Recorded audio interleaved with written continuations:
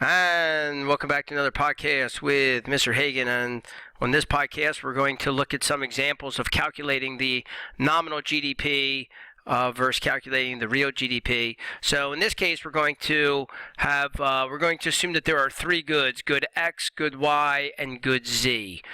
Three goods, X, Y, and Z. And we're going to look at the calculating the gross domestic product for 3 different years with those products X, Y, and Z. So in year 1, let's take a look at year 1. In year 1, this means that we produce 3 units of good X, 2 units of good Y, and 4 units of good Z. And the price of good X was $7. That was our market value.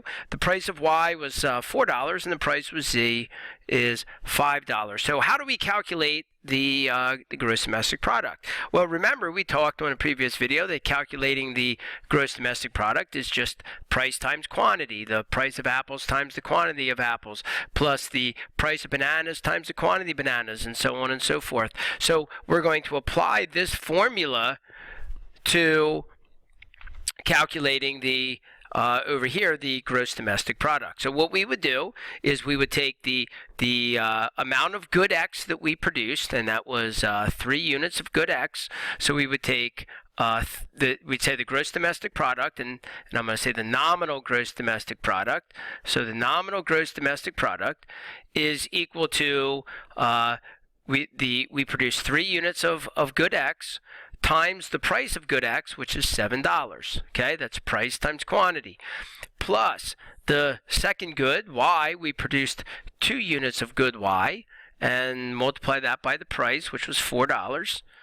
And then finally, we produced 4 units of good Z, multiplied by the price of good Z, which was $5.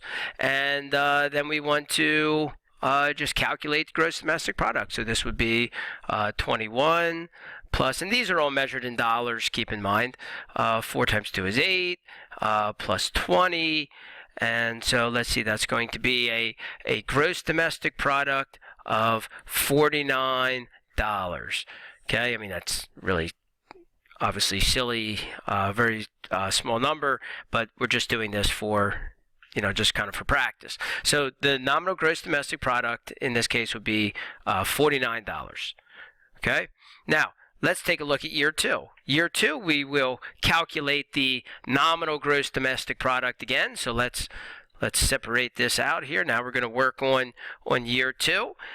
Year 2, the price of X doubles. Everything else stays the same. So the nominal gross domestic product would be in year 2, let's see if the gross domestic product went up or down. We would take the amount of good X that we produced, which is the same as year 1. The only thing that changed in year 2 is the price of X doubled. So we still produced 3 units of good X, times, now the price is $14 for good X because it doubled.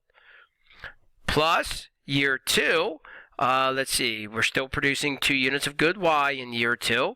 So, and the price of good Y didn't change, so that's going to be the same as it was before, $4. And all the Z data is going to be the same. We produce 4 units of good Z times the price of good Z. So all of this is the same as it was before. And so now we just got to go through the calculations. So let's see, 3 times 14, that's going to be 42, plus 2 times 4, so that's going to be 8. 4 times 5, that's 20. So everything's the same as it was up here, except that the price of good X doubled. Everything else is going to remain the same. So we add all that together, and we get a nominal gross domestic product of $70. So that's our nominal gross domestic product in year 2. Okay, let's do one more. Let's do year 3, nominal gross domestic product. So let's just separate that out. Okay, year 3, now we produce the nominal gross domestic product. The amount that we produce is going to change in several ways. The amount of the goods that we produce is going to change, and the amount and the prices are going to change. So in year 3, we produce 3 units of good X, and the price is $8. Plus, we produce 5 units of good Y, and the price is $4. Plus, we produce 2 units of good Z times the price of $7. And again, now we're just going to add all those up. So 3 times 8 is 24. And plus 5 times 4 is 20. Plus 14. And then we're just going to add all these up. So we get a nominal gross domestic product of 58. Again, these are measured in dollars. Those are measured in dollars. Now we want to calculate so these are all the nominals. Now we want to calculate the real gross domestic product. Now, remember the real gross domestic product, if we can just go back a page again, the real gross domestic product means that we want to get rid of any changes in prices. We want to get rid of any of these nominal changes in prices so that the only thing that changes is the level of output, and that gives us the real GDP. So here's how I'm going to do this. So what I'm going to do is I'm going to calculate the real GDP for all 3 of these years, but to do it, I'm always going to use the prices in year 1. I'm only going to use the prices in year 1. So I'm going to ignore all the changes in the prices, and that way I can just isolate what happened to the quantity, to the total level of production. And by the way, I can't easily tell, like from year 1 to year 3, I can't easily tell if production went up in total because, we produced more Y, but we produced fewer units of Z. So it's not obvious whether the gross domestic product went up or down. So we've got to do this real gross domestic product calculation. So let's go ahead and do it. Real gross domestic product in year 1, real GDP, is equal to, now we're using the prices in year 1. So as a result of that, nothing's going to change for year 1 because we're going to use year 1 prices all the time.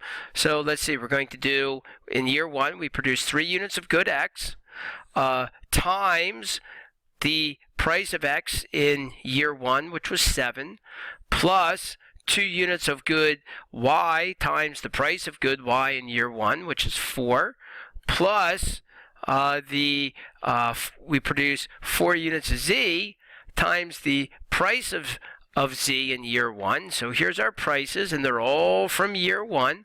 And then we would add all that up, and we would get a gross domestic product of 49. So notice this. The nominal GDP and the real GDP in the first year are the same. And that year, by the way, that year gets a specific name to it. This year is called the base year. That's the year that we're using the prices from. We're going to use year 1 prices for all the calculations that we do. So that's called the base year. Okay, that'll be important later on. All right, let's calculate that real GDP for year 2. So now the real GDP in year 2 is going to be the level of production in year 2, which is 3X's, times the price of X, doubled, but no, we're going to use the price of X from year 1, so it's going to be 3 times 7, plus we produced 2 units of Y again in year 2, because everything stayed the same except the price of X doubled. So we're going to produce 2 units of Y times the price of Y, which is $4, plus 4 units of Z times the price of Z in year 1, which is 5. In other words, the real GDP is going to stay exactly the same. Why did so the nominal GDP went up, right? But that was misleading. This was illusion, okay? And the illusion was the price of X doubled, and that made it look like we produced more stuff, but we really didn't.